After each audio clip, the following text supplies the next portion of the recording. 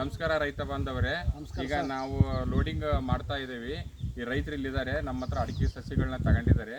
ಅವ್ರು ಯಾವ ಊರವರು, ಅಡಿಕೆ ಸಸ್ಯ ಕ್ವಾಲಿಟಿ ಹೆಂಗಿದವು, ನಾನು ಅವರಿಗೆಲ್ಲ ಯಾವ ರೀತಿ ವಿಡಿಯೋಗಳನ್ನ ಬೀಜಗಳನ್ನ ಆಯ್ಕೆ ಮಾಡಿರೋದು, ಬೀಜೋಪಚಾರ ಮಾಡಿರೋದು, ಯಾವ ಥರ ಮಾಡಿದ್ದೀವಿ ಅನ್ನೋದನ್ನು ಎಲ್ಲ ಅವರಿಗೆ ಎಕ್ಸ್ಪ್ಲೈನ್ ಮಾಡಿದ್ದೀನಿ. ಈಗ ಅವ್ರ ಮುಖಾಂತರ ನಿಮಗೆ ಕೇಳೋಣ. ಇಲ್ಲಿ ಹಾವೇರಿ ಜಿಲ್ಲೆಯವರು ಬಂದಿದ್ದಾರೆ ರೈತರು. ನೋಡಿರಿ, ಇಲ್ಲೆಲ್ಲ ಈ ಥರ ಎಲ್ಲ ಸಸ್ಯಗಳನ್ನೆಲ್ಲ ನಾವು ಸೆಲೆಕ್ಟ್ ಮಾಡಿ ಈ ಥರ ಅವರಿಗೆ ನಾವೇ ಲೋಡಿಂಗ್ ವ್ಯವಸ್ಥೆ ಮಾಡಿದ್ದೀವಿ. ಇವ್ರು ಕೇಳೋಣ. ನಮಸ್ಕಾರ ಸರ್. ನಮಸ್ತೆ ಸರ್. ನಮಸ್ತೆ, ಬನ್ನಿ ಸರ್. ನಿಮ್ದು ಯಾವ ಸರ್? ನನ್ನ ಹೆಸರು ಮಂಜುನಾಥ್ ಅಂತೇಳಿ. ನಾನು ಹಾವೇರಿ ಜಿಲ್ಲೆ ಸವಣೂರು ತಾಲೂಕು ಕುರುಬೂರುಮಲ್ಲೂರಿಂದ ಬಂದಿದ್ದೀನಿ. ನಾನು ರೈತ, ಜೊತೆಗೆ ನಾನು ಎಂಪ್ಲಾಯಿನೂ ಕೂಡ ಹೌದು, ಸೆಂಟ್ರಲ್ ಗೌರ್ಮೆಂಟು. ಆದಾಗ್ಯೂ ನಿನ್ನೆ ರಜಾ ಇದ್ದಿದ್ದಕ್ಕೆ ನಿಮ್ಮ ಪ್ಲಾಂಟೇಶನ್ಗೆ ನಾನು ಭೇಟಿ ಕೊಟ್ಟಿದ್ದೆ. ಆ ಪ್ಲಾಂಟೇಶನಲ್ಲಿ ನೀವು ಮಾಡಿರ್ತಕ್ಕಂಥ ಬೀಜೋಪಚಾರ ಮತ್ತು ಆಯ್ಕೆ ಮಾಡಿರ್ತಕ್ಕಂಥ ಬೀಜದ ಗುಣಮಟ್ಟ ಮತ್ತು ನೀವು ಮಾಡಿರ್ತಕ್ಕಂಥ ಈ ಪ್ಲಾಂಟೇಶನಿನ ಒಟ್ಟಾರೆ ಒಂದು ಗುಣಮಟ್ಟವನ್ನು ನೋಡಿ ನಾನು ಅದನ್ನು ಆಯ್ಕೆ ಮಾಡಿ ನನ್ನ ಮನಸ್ಸಿಗೆ ಅದು ಹಿಡಿಸ್ತು. ಆ ನಿಟ್ಟಿನಲ್ಲಿ ನಾನು 4 ಎಕರೆ 24 ಗುಂಟೆ ನಾನು ಜಮೀನು ಹೊಂದಿದ್ದರಿಂದ ನಾನು ಇದನ್ನು ಆಯ್ಕೆ ಮಾಡಿಕೊಂಡು ನನ್ನ ಹೊಲಕ್ಕೆ ಇದನ್ನು ಉಳುಮೆ ಮಾಡಬೇಕು ಇದನ್ನು ಅಂತೇಳಿ ನಾನು ತಗೊಂಡು ಹೋಗ್ತಾ ಇದ್ದೀನಿ. ನನಗೆ ಭಾಳ ಸಂತೋಷ ಅನ್ನಿಸ್ತದೆ. ನಿಮ್ಮಂಥವ್ರು ಈಗಿನ ಕಾಲಘಟ್ಟದಲ್ಲಿ ರೈತರಿಗೆ ಒಳ್ಳೇದಾಗ್ತಕ್ಕಂಥ ಕೆಲಸ ಕಾರ್ಯಗಳನ್ನು ಮಾಡೋದ್ರಿಂದ ಮೊದಲೇದಾಗಿ ನಿಮಗೆ ನಾನು ಎಲ್ಲ ರೈತ ಬಾಂಧವರ ಪರವಾಗಿ ಕೃತಜ್ಞತೆ ಹೇಳಲಿಕ್ಕೆ ಬಯಸ್ತೇನೆ.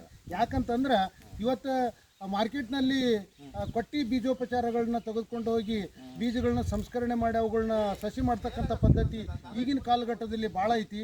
ಅದ್ರದ್ದು ಗುಣಮಟ್ಟ ನಮಗೆ ಇವತ್ತು ಗೊತ್ತಾಗೋದಿಲ್ಲ. ಯಾಕಂದ್ರೆ 50-60 ವರ್ಷ ಬೆಳೀತಕ್ಕಂಥ ಈ ಒಂದು ಬೆಳೆ ಪದ್ಧತಿಯಲ್ಲಿ ನಾವು ಭಾಳ ಕೂಲಂಕುಷವಾಗಿ ಪರಿಶೀಲನೆ ಮಾಡಿ ಅವರು ಯಾವ ರೀತಿಯಾಗಿ ಅದನ್ನು ತಮ್ಮ ಇದನ್ನು ಏನೋ ಬಿತ್ತನೆ ಮಾಡುವ ಸಂದರ್ಭದಲ್ಲಿ ಏನೇನು ಈಗಿನ ಟೆಕ್ನಾಲಜಿ ಅಳವಡಿಸ್ಕೊಂಡಿದ್ದಾರೆ ಅಂತಕ್ಕಂಥದ್ದನ್ನು ನೋಡಿ ಅವಲೋಕನ ಮಾಡಿ ತೆಗೆದುಕೊಂಡು ಹೋಗಬೇಕಾಗ್ತದೆ. ಇವತ್ತು ದುಡ್ಡು ಮುಖ್ಯ ಅಲ್ಲ.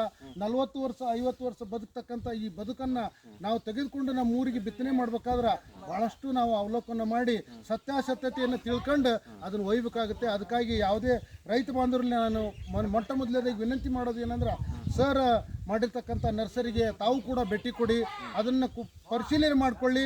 ನಿಮ್ಮ ಆತ್ಮಸಂತೋಷದಿಂದ ಅದನ್ನು ಒಪ್ಪಿಗೆ ಆದರೆ ನಿಮ್ಮ ಜಮೀನುಗಳಲ್ಲಿ ಅದನ್ನು ಬಿತ್ತನೆ ಮಾಡಿ ನಿಮ್ಮಗಳ ಜೀವನವನ್ನು ಸಮೃದ್ಧಿ ಮಾಡಿಕೊಳ್ಳಿಕ್ಕೆ ನಾನು ಕೂಡ ವಿನಂತಿ ಮಾಡ್ತೇನೆ. ಮೊದಲಾಗಿ ಈ ನರ್ಸರಿ ಮಾಡಿರ್ತಕ್ಕಂಥ ಈ ಓನರ್ ಶಿವಕುಮಾರ್ ಸರ್ ಅವ್ರಿಗೂ ಕೂಡ ನಾನು ಎಲ್ಲ ರೈತ ಬಾಂಧವರ ಪರವಾಗಿ ಕೃತಜ್ಞತೆ ಹೇಳಲಿಕ್ಕೆ ಬಯಸ್ತೇನೆ. ನಮಸ್ಕಾರ ಸರ್. ನೀವು ನಮ್ಮ ಹತ್ರ ಅಡಿಕೆ ಸಸ್ಯ ನಮಗೆ ಖುಷಿಯಾಗಿದೆ.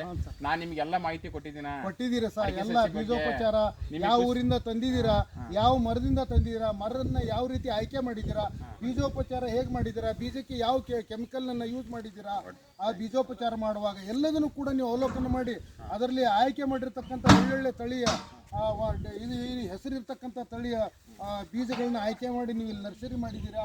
ಆ ನರ್ಸರಿನ ಯಾವುದೇ ಬಿಸಿಲಿನಲ್ಲೇ ಇಟ್ಟಿದ್ದೀರಾ, ನೀವು ನೆರಳಿನಲ್ಲಿ ಇಟ್ಟಿಲ್ಲ. ಅದು ನಾವು ಯಾಕಂದರೆ ಬಿತ್ತನೆ ಮಾಡುವಾಗ ತೆಗೆದುಕೊಂಡು ಹೋಗಿ ಬಿಸಿಲಿನಲ್ಲಿ ಮಾಡಬೇಕಾಗತ್ತೆ.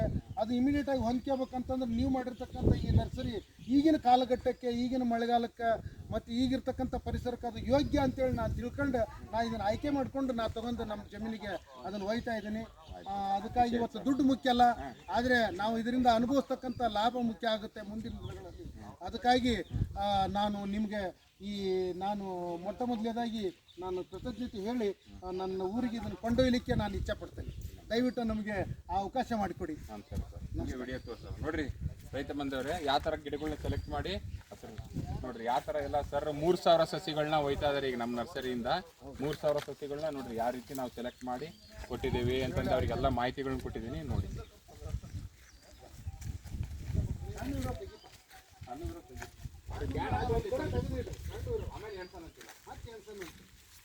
ಬೇರೆ ಸಸ್ಯ ಅಷ್ಟು ಹಾಕಿದ್ರೆ